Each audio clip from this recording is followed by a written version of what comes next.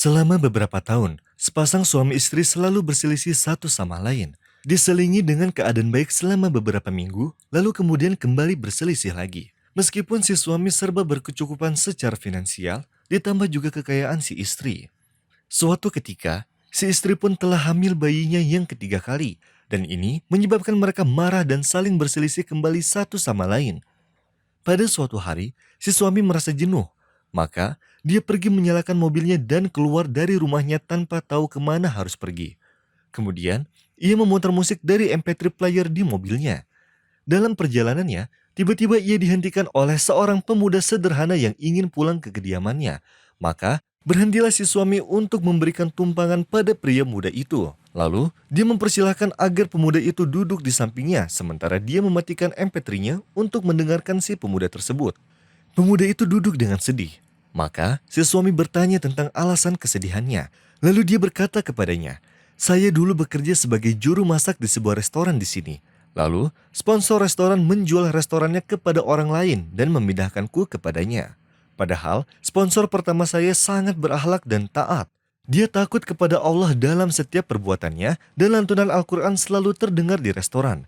Tetapi, sponsor baru saya membuat saya bersedih karena dia selalu menyetel musik di restoran. Dan ini sangat menyakitkan bagi saya, sebagaimana ia menyajikan suatu hidangan seperti makanan dan minuman yang haram. Jadi, saya berusaha keras untuk kembali ke sponsor pertama saya. Akan tetapi saya tidak bisa. Lalu saya bertanya kepada sponsor saya yang baru, berapa yang dia inginkan jika saya pindah ke sponsor yang lain. Dia ingin 5.000 dinar, dan jumlah ini adalah semua yang saya miliki dari pekerjaan saya sejak lama.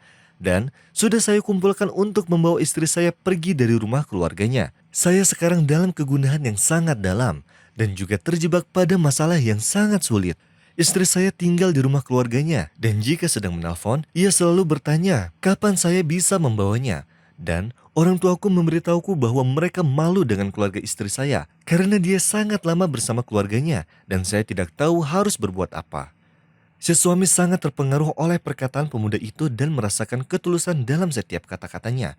Lalu dia berkata pada dirinya sendiri, pemuda malang ini mengorbankan pekerjaan dan gajinya yang sangat dibutuhkannya agar dia tidak membuat Allah marah. Dan aku yang diberkahi dengan uang justru terang-terangan dalam bermaksiat, mendengar lagu, dan juga merokok. Pasti inilah penyebab kesusahan yang aku jalani bersama istriku.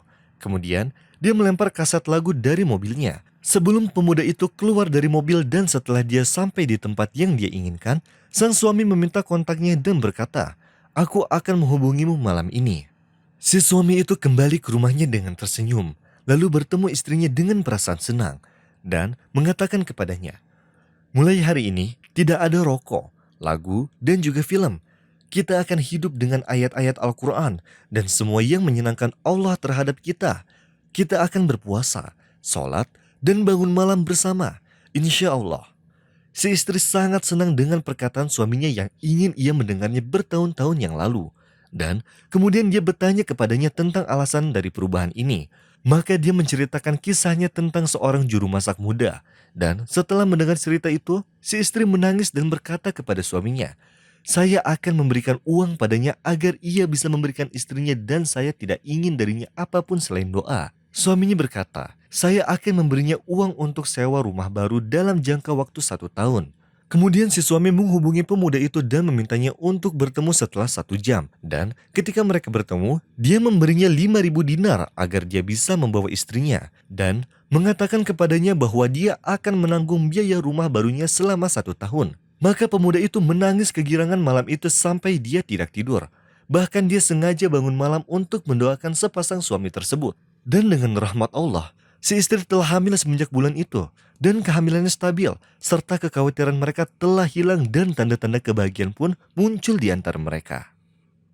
أقم الصلاة لدلوك الشمس إلى غسق الليل وقرآن الفجر إن قرآن الفجر كان مشهودا ومن الليل فتهجد به نافلة لك عسى أن يبعثك ربك مقاما محمودا وقل رب أدخلني مدخل صدق وأخرجني مخرج صدق واجعل لي من لدنك سلطانا نصيرا وقل جاء الحق وزهق الباطل إن الباطل كان زهوقا وننزل من القرآن ما هو شفاء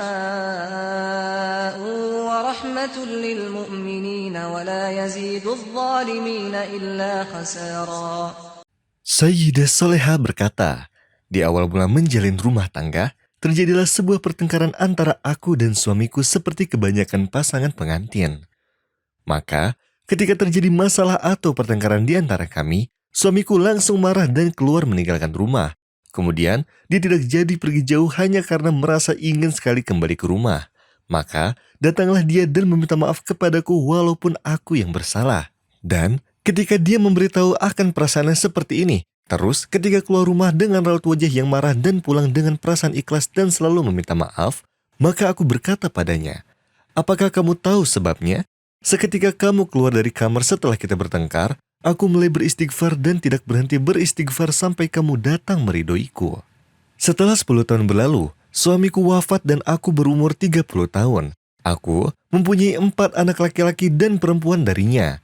Kemudian, aku merasa penglihatanku semakin pudar, dan aku pun menangis karena merasa takut akan keadaan mataku ini. Sedangkan, anak-anakku masih kecil dan kami tidak mempunyai pemasukan. Aku pun memakai sebagian sisa harta peninggalan ayahku untuk kebutuhan ekonomi. Ketika di kamar, aku ingat beristighfar dan efek magisnya seperti yang terjadi pada suamiku dulu. Dan setelah itu aku mengingat hadis Rasulullah Shallallahu Alaihi Wasallam. Barang siapa yang memperbanyak beristighfar, maka Allah Subhanahu Wa Taala jadikan untuknya jalan keluar dari segala kesusahan dan kelapangan dari segala kesulitan. Kemudian setelah itu, aku memperbanyak istighfar dan aku perintahkan anakku untuk beristighfar juga. Dan tidak sampai 6 bulan, demi Allah, muncullah rencana proyek properti lama dan selesailah kompensasi mencapai berjuta-juta. Dan anakku yang pertama menjadi siswa distrik dan menjadi hafiz Al-Quran, serta menjadi pusat pertolongan masyarakat sampai rumah kami menjadi pusat kebaikan dan sampai kami hidup dalam keadaan tenang dan damai. Dan Allah Subhanahu Wa Taala jadikan anak-anakku menjadi anak yang soleh dan soleha, sampai hilanglah keresahan dan kesedihanku dan aku seakan menjadi seorang wanita yang sangat bahagia. Ya, sesungguhnya itu adalah keajaiban beristighfar yang sering kita lalaikan dan Allah Azza wa Jalla berfirman, dan tidaklah pula Allah akan mengazab mereka sedangkan mereka meminta ampun. Wahai orang yang belum dikaruniai anak, wahai orang yang ingin segera menikah, wahai orang yang ingin kelapangan Allah Subhanahu wa Ta'ala dari kesulitan yang menempel pada dirimu, wahai orang yang sedang tertimpa kesusahan, ingatlah bahwa Allah Subhanahu wa Ta'ala bersamamu, yang tidak pernah memutuskan harapanmu dengan beristighfar. Dan sesungguhnya semua bencana yang terjadi pada kita itu, semua hakikatnya karena dosa-dosa kita. Dan istighfar mempunyai rahasia yang besar, sebab dengan beristighfar Allah Subhanahu wa Ta'ala menghapus dosa-dosa di mana dengan sebab itu kita dijauhkan dari rezeki kita dan kebaikan serta kebahagiaan kita. Maka dari itu, kita meminta ampun dan beristighfar kepada Allah Subhanahu wa Ta'ala supaya diampuni dosa-dosa kita dan setelah itu kita akan diberikan kelapangan berupa kebahagiaan. فقلت استغفروا ربكم إنه كان غفارا يرسل السماء عليكم مدرارا ويمددكم بأموال وبنين ويجعل لكم جنات ويجعل لكم أنهارا ما لكم لا ترجون لله وقارا وقد خلقكم أطوارا